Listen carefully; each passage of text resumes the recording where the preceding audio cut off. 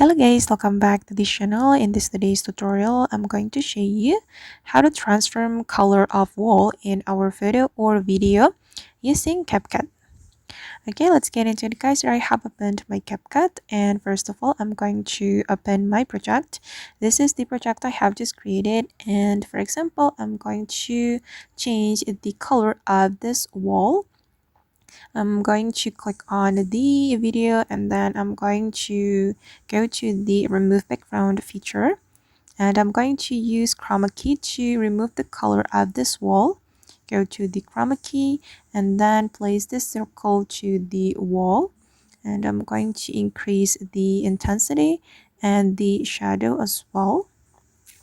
Okay, and we can click on the check mark and go back, and you have to go to the background and choose the color you want to apply to your wall.